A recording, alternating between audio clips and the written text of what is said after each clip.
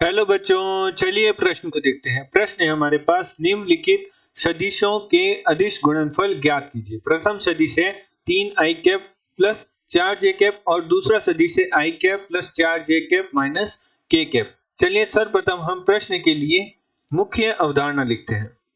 मुख्य अवधारणा, तो हम मुख्य अवधारणा में किन्हीं दो सदिशों का अदिश गुणनफल किस प्रकार ज्ञात किया जाता है उसका अध्ययन करेंगे।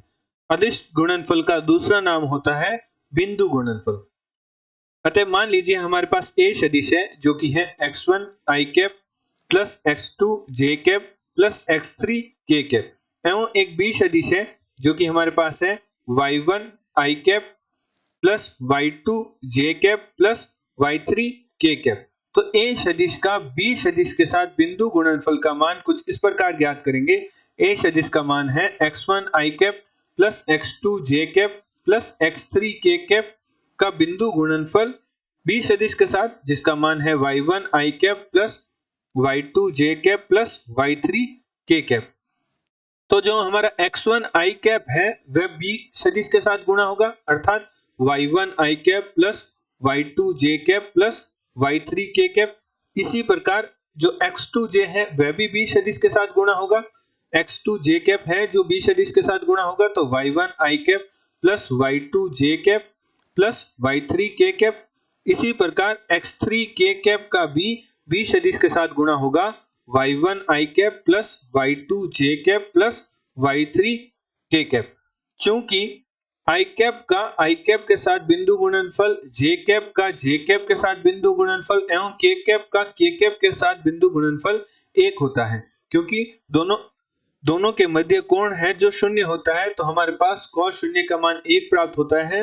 और हमारे पास अदिश गुणनफल का सूत्र होता है a सदिश गुणा b सदिश बराबर a का परिमाण गुणा b का परिमाण cos थीटा। उससे हमने मान निकाला, तो हमारे पास i कैप का i कैप के साथ, j कैप का j कैप के साथ और k कैप का k कैप के साथ बिंदु गुणनफल का मान 1 प्राप्त होता है, एवं i कैप का j कैप के साथ, j कैप का k कैप के साथ एवं k कैप का i कैप के साथ बिंदु गुणनफल का मान 0 होता है।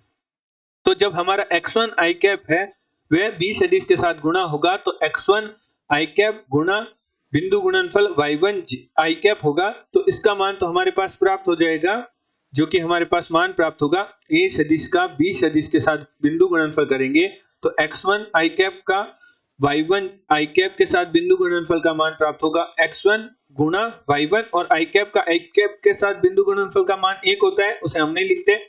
जब x1 i कैप का गुणा y2 j कैप के साथ होगा, तो i कैप गुणा j कैप का मान 0 होता है, तो हमारा वह पद 0 हो जाएगा। इसी प्रकार i कैप का k कैप के साथ भी 0 हो जाता है। तो जब हम हल करेंगे तो हमारे पास a सदिश का b सदिश के साथ बिंदु गुणनफल का मान प्राप्त होगा x1 y1 x2 y2 और x3 y3, जिसे हम कुछ इस प्रकार कह सकते हैं कि i कैप का गुणांक i कैप के गुणांक के साथ ही गुणा होगा, प्लस j कैप के गुणांक का j कैप के साथ ही गुणा होगा, प्लस k कैप के गुणांक का k कैप के साथ ही गुणा होगा।